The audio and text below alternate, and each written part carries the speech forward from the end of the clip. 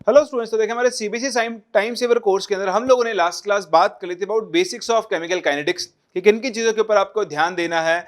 और हम लोगों ने देखा था कि रेट ऑफ रिएक्शन क्या होती है, कैसे हम रेट ऑफ रिएक्शन को डिफाइन करते हैं और कैसे हम लोग डिफरेंशियल रेट को लिखते हैं। आज हम वहीं से आगे कंटिन्यू करने जा रहे हैं। हम स्टार्ट करेंगे with analysis of reactions of various order and integrated rate equation. Mainly हमें जो पढ़नी है वो है जीरो ऑर्डर और फर्स्ट ऑर्डर रिएक्शन, जैसे मैंने आपको बताया जो हमारे सिलेबस में है। तो हम लोग सबसे पहले स्टार्ट करने वाले हैं विद जीरो ऑर्डर रिएक्शन। देखो जीरो ऑर्डर रिएक्शंस क्या होती हैं, ये वो रिएक्शंस होती हैं जिनके लिए अगर आप रिएक्शन की रेट लिखोगे तो जो रिएक्शन की रेट है वो रिएक्टेंट की कॉन्सेंट्रेशन पर डिपेंड नहीं करती है। इन रिएक्शंस का ऑर्डर क्या होता है, जीरो होता है। मतलब अगर आपने रिएक्टेंट की कॉन्सेंट्रेशन को चेंज किया उससे रिएक्शन की रेट पर कोई फर्क नहीं पड़ेगा। ऐसी रिएक्शंस की रेट हमेशा क्या रहती है, कांस्टेंट रहती है। तो आप देख पा रहे हैं क्योंकि रेट कंसंट्रेशन पर डिपेंड नहीं कर रही है, तो अगर आप रिएक्शन की रेट और कंसंट्रेशन ऑफ रिएक्टेंट के बीच में ग्राफ बनाएं तो ये ग्राफ आपको इस तरह की एक कांस्टेंट लाइन मिलेगी। एक जीरो ऑर्डर रिएक्शन की रेट हमेशा क्या रहती है, कांस्टेंट। कुछ एग्जांपल्स मैं आपके साथ डिस्कस कर रहा हूं जीरो ऑर्डर रिएक्शंस के। देखो जैसे फोटोकेमिकल रिएक्शंस, ठीक है। जैसे मान लो H2 प्लस Cl2 मिलकर लाइट की प्रेजेंस में HCl बनाते हैं, तो ये एक फोटोकेमिकल रिएक्शन है। अब इस रिएक्शन की जो रेट है, इस रिएक्शन की जो रेट है वो किसके डायरेक्टली प्रोपोर्शनल होती है, इंटेंसिटी ऑफ लाइट के। तो जो लाइट आपने यहां पर यूज की है उसकी इंटेंसिटी के ये डायरेक्टली प्रोपोर्शनल होती है। ये इस चीज पर डिपेंड नहीं करती कि आपने H2 और Cl2 कितना लिया है, ये इस चीज पर डिपेंड करती है कि जो लाइट आकर गिर रही है उसकी इंटेंसिटी कम है या ज्यादा। जितनी ज्यादा लाइट की इंटेंसिटी होगी रिएक्शन की रेट भी क्या होगी, उतनी ही ज्यादा। ऐसे देखो decomposition of gases on metal surface, जैसे HI का अगर आप गोल्ड की सरफेस के ऊपर डीकंपोजिशन करवाओ तो ये भी एक जीरो ऑर्डर रिएक्शन है। यहां पर रिएक्शन की रेट गोल्ड के सरफेस एरिया पर डिपेंड करती है, HI के अमाउंट पर डिपेंड नहीं करती है। तो देखें ये आपके सामने रिएक्शन दी हुई है एग्जांपल की फॉर्म में, तो इनके ऊपर आप जरूर ध्यान दें। एक तो छोटे छोटे एग्जांपल्स हैं जो आपको जीरो ऑर्डर रिएक्शंस के लिए याद रखने चाहिए। क्लियर है? चलिए इन एग्जांपल्स के बाद हम चलते हैं जीरो ऑर्डर रिएक्शंस के लिए डिराइव करने इंटीग्रेटेड रेट लॉ। तो मान लो A goes to products, ठीक है। मान लो ये एक जीरो ऑर्डर रिएक्शन है,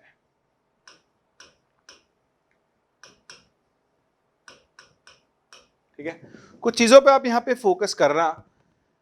यहां मैं लिख रहा हूं A नॉट क्या होता है, इनिशियल अमाउंट ऑफ रिएक्टेंट होता है। ये मोल्स भी हो सकता है, कंसंट्रेशन भी हो सकती है। तो A नॉट क्या है, इनिशियली आपने कितना रिएक्टेंट लिया।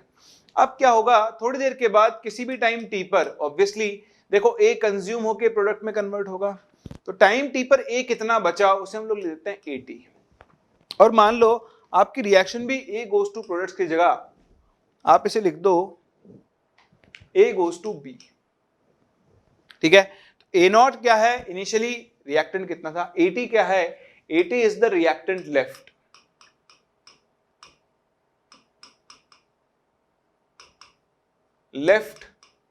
At time T. अब लिख सकते हो concentration of reactant left at time T. तो देखो अगर हम टाइम टी पर रेट ऑफ रिएक्शन लिखें तो rate of reaction at time T, तो देखो उस रेट ऑफ रिएक्शन को लिख सकते हैं माइनस ऑफ डी। क्योंकि हम टाइम टी की कंसिडरेशन यूज कर रहे हैं, तो पहली बात तो हम इंस्टेंटेनियस रेट लिख रहे हैं और जिस इंस्टेंट की रेट लिख रहे हैं उसी इंस्टेंट की कंसिडरेशन को यूज करेंगे। So minus of DAT upon DT। ये तो रिएक्शन की रेट डिफरेंशियल फॉर्म में। अगर आप इसी रिएक्शन की रेट लॉ से लिखो, किससे लिखोगे, रेट लॉ से। तो देखो ये रिएक्शन जीरो ऑर्डर है, तो जीरो ऑर्डर रिएक्शन की अगर मैं टाइम टी पर रेट लिखूं तो वो AT to the power zero, यानी टाइम टी पर जिसकी कंसंट्रेशन होगी उसकी पावर जीरो हो जाएगा। देखो इसको इधर भेजो, सो माइनस ऑफ DAT बताओ इज इक्वल्स टू KDT बनेगा, या फिर D ऑफ AT की जगह आप लिख सकते हो माइनस ऑफ KDT।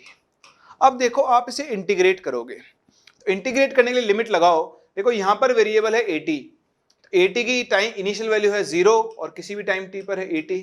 यहाँ वेरिएबल है टाइम 0 से t। देखो टाइम t इक्वल टू 0 पर A की कंसिडरेशन A0 थी, time t equal to t पर इसकी कंसिडरेशन AT थी। लगा दी लिमिट्स। आप मैथ्स आपने पढ़ी है, dx का इंटीग्रेशन क्या होता है x है, थोड़ी सी मैथ्स है तो इसको आपको यूज करना पड़ेगा यहाँ पर। तो इसका इंटीग्रेशन बन जाएगा देखो AT, और इसकी लिमिट कहां से कहां जाएगी, A0 से AT तक। माइनस के बाहर निकाल लो तो ये बनेगा माइनस ऑफ KT, और इसकी लिमिट जाएगी 0 से t तक। तो आप ध्यान से देखें, लिमिट्स रखो तो AT माइनस A0 की वैल्यू जो है वो माइनस ऑफ के t माइनस 0 के इक्वल जाएगी। इस A0 को इधर भेज दो तो AT इज इक्वल्स टू क्या बनता है, A0 माइनस KT। तो ये जो एक्सप्रेशन बना, ये जो रिलेशन बना, इसी को हम बोलते हैं integrated rate law. Integrated rate law, ठीक है। तो ये आपको डिराइव करना तो बहुत मुश्किल है, पूछेगा, बट हाँ इनके ऊपर न्यूमेरिकल्स आपसे पूछता है, इसको आपको एनालाइज करना पड़ेगा। कुछ कुछ चीजें हैं जिनके ऊपर आपको ध्यान देना है। तो देखें, मैं अगले पेज पे आपको लेकर चलता हूं। ये आपने सीख लिया है कि एक जीरो ऑर्डर रिएक्शन के लिए AT इज इक्वल्स टू क्या बनेगा, A0 माइनस KT के इक्वल बनेगा। तो आप देखें यहाँ पर वेरिएबल कौन कौन है। जैसे जैसे टाइम बदलेगा, टाइम के साथ साथ AT बदलेगा। A0 तो इनिशियल कॉन्सेंट्रेशन है, जितनी ले ली उतनी ले ली। अब जैसे रिएक्शन आगे बढ़ती जाएगी, AT की वैल्यू टाइम के साथ साथ बदलती जाएगी। तो देखो हम यहाँ पर एक ग्राफ बना सकते हैं, that graph will be between AT versus T बनेगा। आप ये ग्राफ ड्रॉ करो तो देखो AT की जगह आप लिख सकते हो y is equals to C minus mx। यहां आपके पास ग्राफ एक स्ट्रेट लाइन बनेगी, इसकी जो स्लोप है, स्लोप वो माइनस k के बराबर होगी। यानी इस लाइन के स्लोप से आप रिएक्शन का रेट कांस्टेंट कैलकुलेट कर सकते हो। क्या कैलकुलेट कर सकते हो, रेट कांस्टेंट आप इस जीरो ऑर्डर रिएक्शन के लिए कैलकुलेट कर सकते हो, एक चीज। दूसरा, यहां पर एक टर्म होता है, टर्म उसे हम बोलते हैं हाफ लाइफ। क्या बोलते हैं, हाफ लाइफ। हाफ लाइफ क्या होती है, वो टाइम जिसमें रिएक्टेंट की कॉन्सेंट्रेशन अपनी इनिशियल वैल्यू का हाफ पहुंच जाएगी। So it can simply be defined as the time taken for reactant to reach half of its initial concentration। तो अपनी इनिशियल कंसंट्रेशन का हाफ पहुंचने में जो टाइम लगेगा उसे हम लोग क्या बोलते हैं, हाफ लाइफ। तो ध्यान रखना, एट t is equals to t half, AT की जो वैल्यू है वो A0 बाई 2 के इक्वल हो जाएगी। देखो जैसे इस वैल्यू को आप यहां रखोगे, ध्यान से देखना, A0 by 2 is equals to क्या बन जाएगा, A0 माइनस के इंटू टी हाफ। तो यहां से देखो आप टी हाफ की वैल्यू निकाल लो, वो बन जाएगा A0 बाई 2। तो एक जीरो रिएक्शन के लिए हाफ लाइफ जो है, हाफ लाइफ वो क्या होती है, that is for a zero order reaction, for a zero order reaction. देखो टी हाफ जो है is directly proportional to A0 which is your initial concentration. तो एक जीरो ऑर्डर रिएक्शन के लिए रिएक्टेंट की जो हाफ लाइफ है वो इनिशियल कॉन्सेंट्रेशन के क्या होती है, डायरेक्टली प्रोपोर्शनल होती है। तो ये आपको पता होना चाहिए। अच्छा, दूसरी चीज आप ध्यान से अगर देखें, ओहो जो कलर मुझे चाहिए वो ये रहा, ठीक है। आपने देखा था आपकी जो रिएक्शन है वो है A गोज टू B, ठीक है। देखो टाइम t इक्वल टू 0 पर ये था A0, किसी भी टाइम t पर ये कितना बचा, AT। तो देखो A0 था, AT बचा, बताओ खर्च कितना हुआ होगा, ऑब्वियसली A0 माइनस AT होगा। तो जितना रिएक्टेंट खर्च हुआ उतना ही B बनेगा। तो अगर आपको टाइम t पर प्रोडक्ट की कंसंट्रेशन बतानी है तो देखो वो किसके इक्वल हो जाएगी, A0 माइनस। तो आप इस इंटीग्रेटेड रेट इक्वेशन से रिएक्टेंट की कंसंट्रेशन बता सकते हो, रिएक्टेंट के साथ साथ आप प्रोडक्ट की कंसंट्रेशन भी बता सकते हो। आ रही बात समझ में? चलिए कॉपी करें, फिर हम इसके ऊपर क्वेश्चंस करेंगे। चलिए तो देखें, स्टार्ट करते हैं क्वेश्चन के साथ। देखें पहला question, the rate constant for a zero order reaction is इतना, if the concentration of the reactant after 25 second is इतना, कैलकुलेट द इनिशियल कंसंट्रेशन। तो भाई आपने देखा है कि जीरो ऑर्डर रिएक्शन के लिए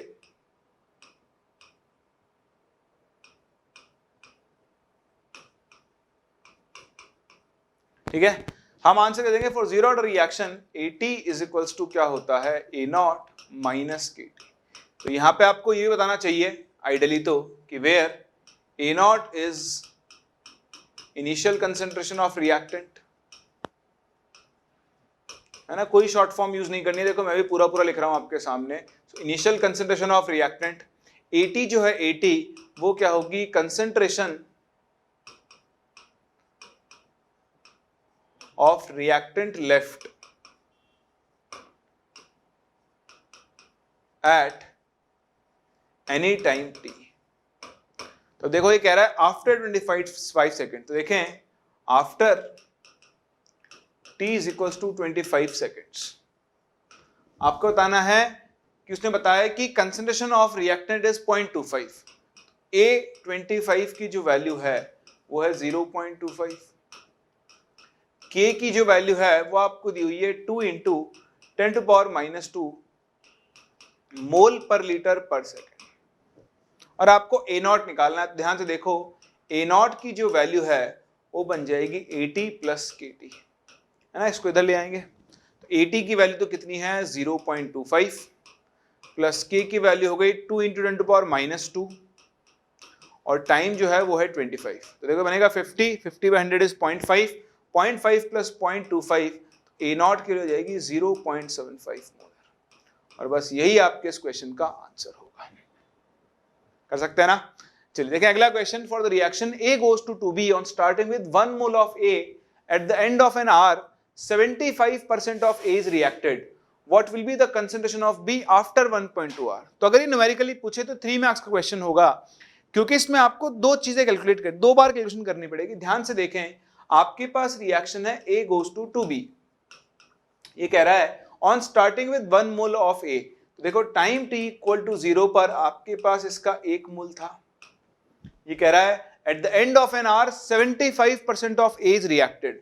तो जब टाइम 1 आवर है, 1 आवर, तब A का 75% रिएक्ट कर गया है। बताओ 75% रिएक्ट कर गया तो बचेगा कितना 25%। सो आप सिंपली लिख सकते हो कि at the end of an hour, at the end of an hour 25% of A will be left। यानी A की जो वैल्यू है AT वो कितनी बन जाएगी 1/4 मोल। 75% गया, 25% बचेगा, A जो है वो 1/4 मोल होगा। ठीक है, तो अब आप देखो आपको A के कंसेंट्रेशन टाइम इक्वल टू 0 पर पता है, टाइम इक्वल टू T पर पता है। अब आपको करना क्या है उस पर फोकस करो। तो आपको काम करना है वो ये है What will be the concentration of B after 1.2 hour। अब दोबारा से आप A goes to 2B लिखो। तो टाइम t इक्वल टू 0 पर तो आपको A की वैल्यू पता है 1 मोल है। अब आपको time t equal to 1.2 hour पर A कितना बचेगा ये पता करना है। अगर ये पता लग जाए देखो A0 माइनस AT, इतना था इतना बचा, तो उससे आप पता कर सकते हो A कितना खर्च हुआ होगा। देखो 1 मोल से 2 मोल बनते हैं, तो A जितना खर्च हुआ होगा उससे आप B के मोल्स निकाल सकते हो, वही आपको बताना है। ठीक है, what will be the concentration of B बोला है। एक्चुअली कंसेंट्रेशन का मतलब यहाँ मोल्स ही बताने हैं, क्योंकि वॉल्यूम तो मुझे पता नहीं है ना, तो वॉल्यूम की जरूरत है भी नहीं, आप यहीं से सॉल्व करो। तो ध्यान से देखो यहां मैं लगाता हूं AT is equals to A0 minus KT। AT की वैल्यू 1/4, A0 की वैल्यू 1, K की वैल्यू K, और टाइम है 1 आवर। तो ध्यान से देखो K की वैल्यू बन जाएगी 1 minus 1/4 that is 3/4। Zero order reaction है ना, तो यूनिट क्या बनेगी मोल पर litre per hour. Last class सिखाया था मैंने आपको ये चीज, K की यूनिट है ना, यूनिट लिखना जरूरी है, टाइम का फंडा है। अभी तो देखो दोनों तरफ टाइम आर में है, तो यहां से आपको K की वैल्यू मिल गई। अब आप दोबारा से यहां पर क्या करो, सेम जीरो ऑर्डर का इक्वेशन लगाओ। ठीक है, at t equal to 1.2 hours, तो A 1.2 आवर्स पर A0 था 1 माइनस, देखो K की वैल्यू आपने यहां से यूज की है, कितनी आ गई 3/4 इंटू टाइम कितना है 1.2। ध्यान से देखो 4 3 8, A की कंसेंट्रेशन 1.2 आवर के बाद बचेगी 0.1, 1 माइनस 0.9, यानी ये जो वैल्यू है वो 0.1 है। इतना ए बचा। तो बताओ moles of A consumed in 1.2 hours कितने हो जाएंगे? इनिशियली कितना था 1 माइनस बचा कितना 0.1, दैट इज 0.29 मोल होगा। नाउ इसके बाद आप बोलोगे it is clear from the reaction, it is clear from the reaction that 0.9 mole of A will produce कितना 2 into 0.9 mole P. So the answer will be 1.8 mole P. ये आपके इस question का क्या होगा? करेक्ट। तो ध्यान से देखो, पहले दी गई इंफॉर्मेशन से आपने K निकाला और फिर उसी K को दोबारा यहां यूज किया और आपने क्या निकाल ली है? Moles of A after 1.2 hours. Sorry, हाँ, मोल्स ऑफ A निकाले। अब मोल्स ऑफ A आ गए तो उससे आपको B पता लग जाएगा। 1 मोल था, 0.1 बचा, यानी यहां से 0.9 मोल खर्च हुआ। 1 मोल से 2 मोल बनता है, 0.9 से बनेगा 2 into 0.9। तो जो आपने किया उसको लैंग्वेज में एक्सप्रेस करना ना बहुत इंपॉर्टेंट है। चलिए देखें, दिल्ली 2010 2 मार्क्स का क्वेश्चन है। Rate constant for a zero order reaction in A is इतना। तो आपको एक जीरो ऑर्डर रिएक्शन का रेट कांस्टेंट के दिया हुआ है, इसको आप 0.003 मोल पर लीटर पर सेकंड लिख सकते हो। How long will it take for the initial concentration of A to fall from 0.1 to 0.0075? तो ठीक है, इनिशियल कंसंट्रेशन है ए नॉट, उसके लिए दी हुई है 0.1 मोलर। टाइम टी पर कितना बचेगा? 0.075 मोलर, और आपको टाइम कैलकुलेट करना है। तो आप सिंपली बोल सकते हो कि for a zero order reaction, बताओ AT इज इक्वल्स टू क्या बनता है? ए नॉट माइनस के टी। तो आप देखो यहां से जो आपको टाइम टी चाहिए वो कितना हो जाएगा? ए नॉट माइनस AT अपॉन के। तो ए नॉट की वैल्यू कितनी है? वो है 0.1 माइनस AT की वैल्यू है 0.075 अपॉन के की वैल्यू कितनी है? 0.003। अब देखो के यूनिट सेकंड्स में है ना, तो टाइम भी आपको किसमें मिलेगा? सेकंड्स में। तो इस वैल्यू को सॉल्व कर लो तो आपको टाइम मिल जाएगा सेकंड के। कैलकुलेशन आप कर सकते हो, सिंपल। आप देखो कंसेप्ट बड़ा ही आसान है, और ये दिख रहा है आपको, ये वाली बचेगी 0.025।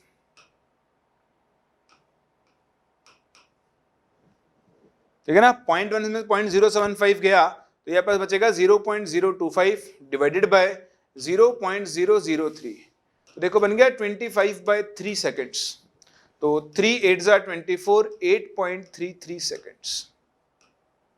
ये आपके इस क्वेश्चन का क्या आ जाएगा? करेक्ट आंसर आ जाएगा। कर सकते हैं। तो देखो Delhi 2019 3 marks, the decomposition of NH3 on platinum surface is zero order reaction. ठीक है, हमें पता है।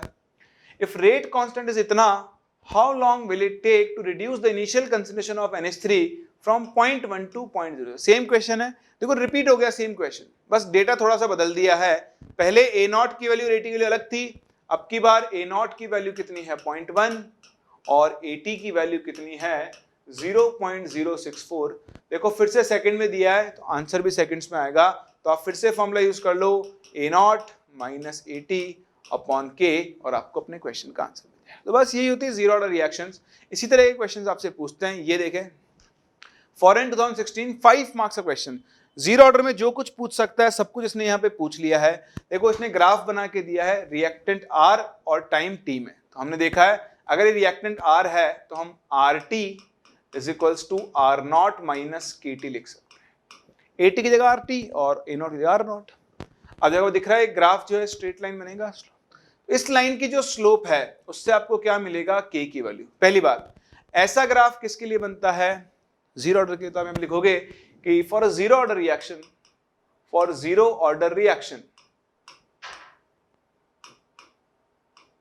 है ना, इंटीग्रेटेड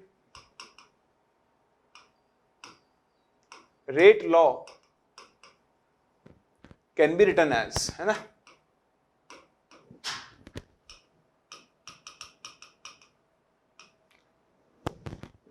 ठीक है, so it is clear from the graph that the reaction is of zero order। ऐसा ग्राफ जीरो ऑर्डर के लिए बनता है, तो पहला पार्ट हो गया। What is the slope of the curve? तो देखो इस कर्व की अगर आप स्लोप देखोगे तो slope of curve is equals to minus k which is equal to rate constant. Right the unit of rate constant. मैंने आपको सिखाया जीरो ऑर्डर रिएक्शन के लिए जो यूनिट बनेगी मोल पर litre to the power 1 minus n into second inverse होता है। आप ऐसे लिखोगे, है ना, या फिर आप चाहो तो डायरेक्टली बोल सकते हो कि भैया रेट की यूनिट यहां पर क्या बन जाएगी, रेट कांस्टेंट की मोल पर लीटर पर सेकेंड। डायरेक्ट बताना है क्योंकि राइट लिखा है उसने, है ना, कैसे आया नहीं बना, बस लिख दो आप तो। Show that the time required for 99% completion is double of the time required for 90% completion। तो चौथा पार्ट हमें सॉल्व करना होगा, तो आपने देख लिया, ठीक है, मैं इसको हटा रहा हूं। अब आप देखिए फोर्थ पार्ट के लिए हम क्या करेंगे। पहले तो हम बात करते हैं 99% कंप्लीशन। तो जब आप 99% कंप्लीशन पर हो तो देखो कितना परसेंट बचेगा, 1%, है ना, 1% बचेगा। तो आप ध्यान दें, आप RT की जो वैल्यू है वो कितने लिख दोगे, 1%, यानी 0.01 A0,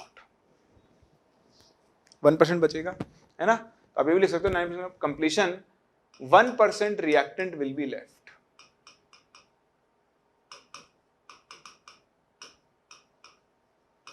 ठीक है, अब फॉर्मूला लगाओ तो देखो RT is equals to R0 minus KT।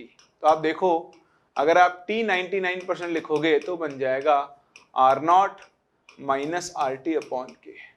तो देखो R0 तो R0 है, RT के लिए बन गई 0.01 R0, यहां पर भी R0 लिखे अपॉन K।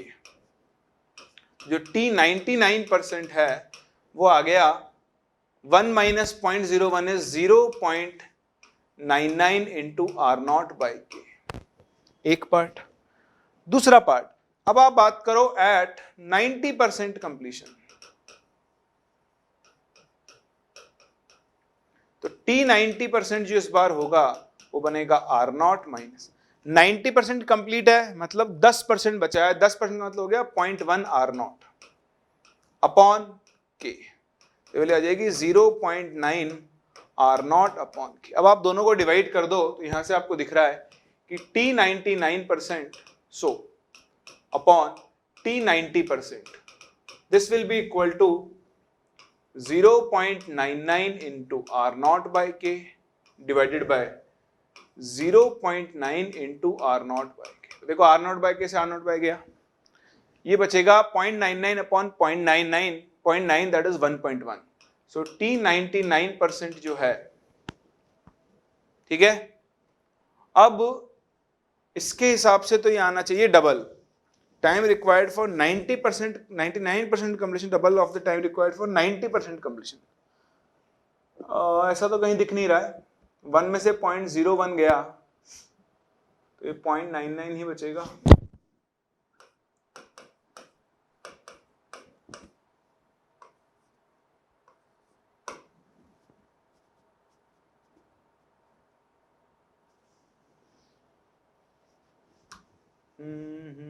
बिल्कुल ठीक है।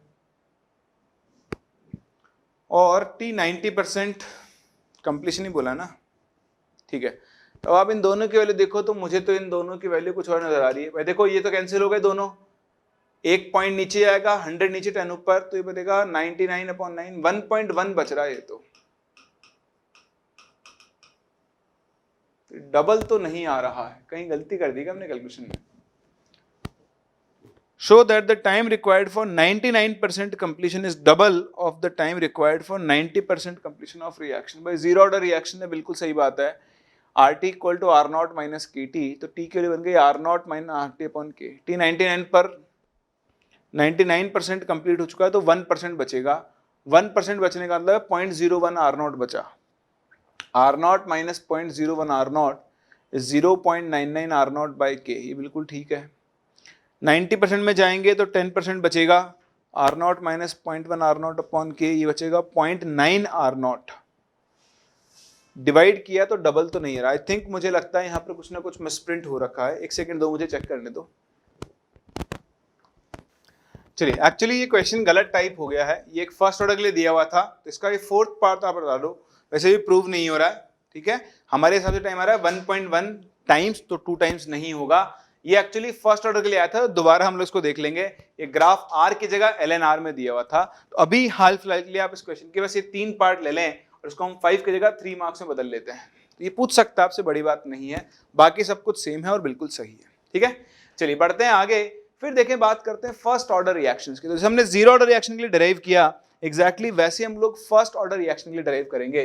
तो मान लो आपके पास कोई रिएक्शन है, R गोज टू प्रोडक्ट, ठीक है। टाइम t इक्वल टू 0 पर इसकी कंसंट्रेशन को आप मान लो R0, और किसी भी टाइम t पर आप इसकी कंसंट्रेशन को मान लो RT। तो हो सकता है आपको फर्स्ट ऑर्डर रिएक्शन के लिए रेट कांस्टेंट k का इक्वेशन डिराइव करना पड़े, जिसे हम लोग इंटीग्रेटेड रेट लॉ बोलते हैं। तो फिर से वही बात है कि अगर हम रेट ऑफ रिएक्शन लिखें, rate of reaction at time t, तो देखो फिर से किसकी इक्वल बन जाएगी, minus of D R T upon D T. लेकिन इस बार रिएक्शन कौन से ऑर्डर की है, फर्स्ट ऑर्डर की। तो फर्स्ट ऑर्डर रिएक्शन के लिए रेट लॉ क्या बनेगा, k इंटू जिस टाइम पर रेट लिख रहे हो उस टाइम की कंसंट्रेशन उसकी पावर 1 बनेगा।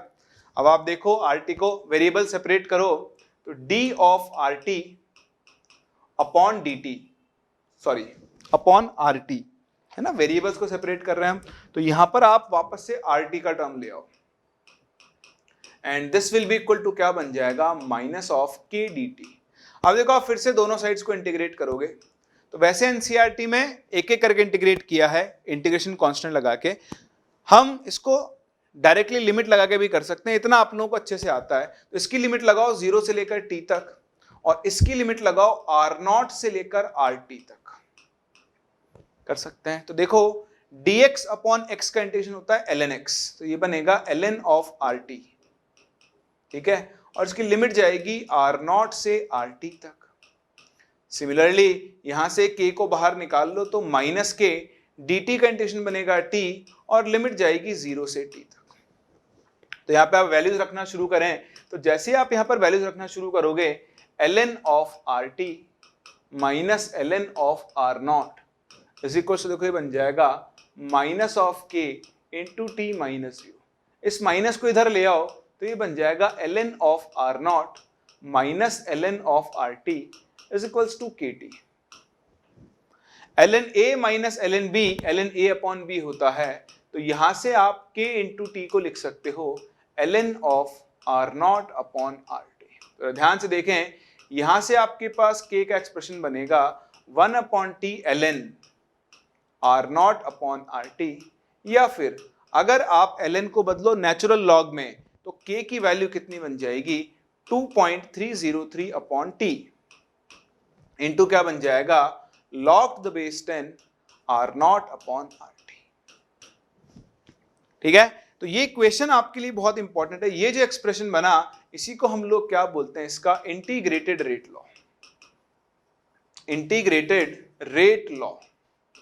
और अब इसको आपको थोड़ा सा एनालाइज करना सीखना होगा, ठीक है। ग्राफिकल क्वेश्चन, जो पिछला क्वेश्चन था वो एक्चुअली इसी के ऊपर बेस्ड था, तो अब बहुत ध्यान से देखें, इंपॉर्टेंट चीज है। इस इक्वेशन को मैं वापस से थोड़ा सा अरेंज करूंगा, तो आप देखो k इज इक्वल्स टू क्या बन गया है, 1 अपॉन टी इंटू ln क्या बनेगा, R0 अपॉन RT, ठीक है। इसको हम रीअरेंज करते हैं, इस t को इधर भेजो, ln of R0 upon RT को ln R0 minus RT is equals to आप KT लिख सकते हो ना। तो आप एक काम करो, KT को इधर लाओ और ln RT को इधर ले जाओ, तो फाइनली इक्वेशन बनेगा ln RT is equals to minus of KT plus ln R। दिख रहा है ना आपको, इसको इधर ले आया, इसको इधर ले गया, ln RT is equals to minus KT plus ln R0। अगर आप यहां पर एक ग्राफ बनाओ between ln RT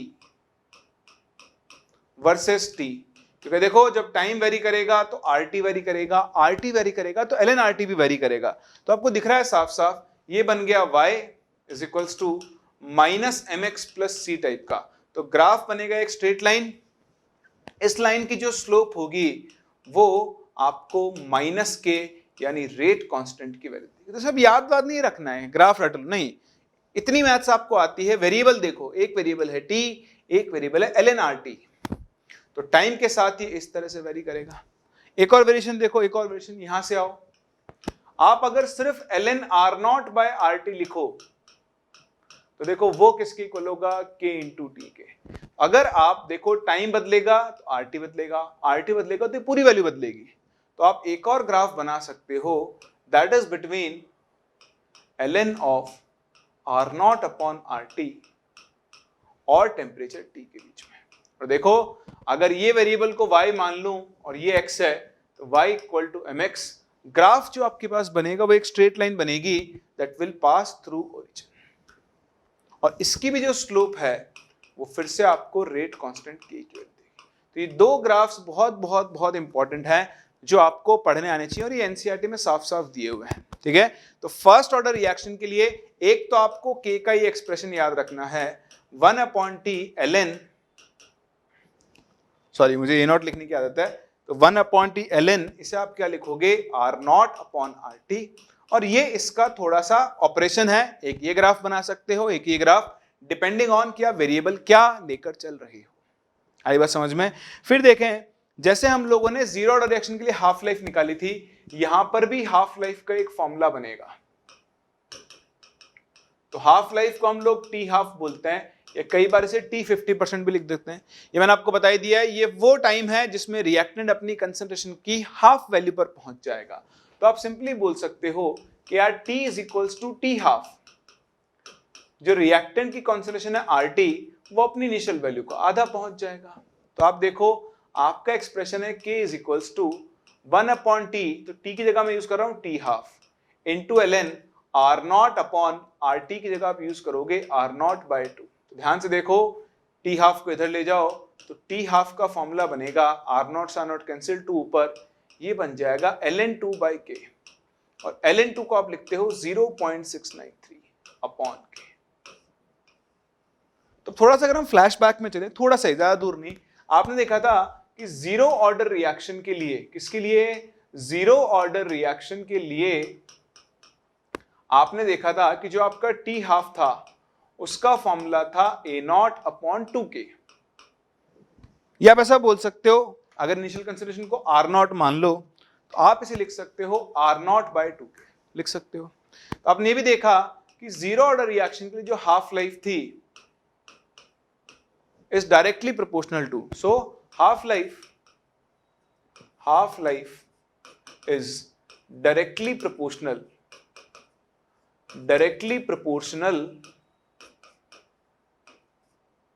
to the initial concentration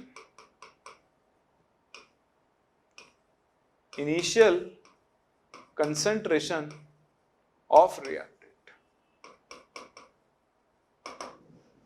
है डायरेक्टली प्रोपोर्शनल किसके, इनिशियल कंसंट्रेशन ऑफ रिएक्टेंट के डायरेक्टली प्रोपोर्शनल है क्या, हाफ लाइफ। अतः फर्स्ट ऑर्डर के लिए क्या है ना, आपको कहीं पे दिख रहा है इनिशियल कंसंट्रेशन का टर्म R0, नहीं है ना। तो यहां पर अगर आप देखोगे तो जो टी हाफ है it is directly proportional to R0 की पावर 0। कहने का मतलब ये है दैट इज हाफ लाइफ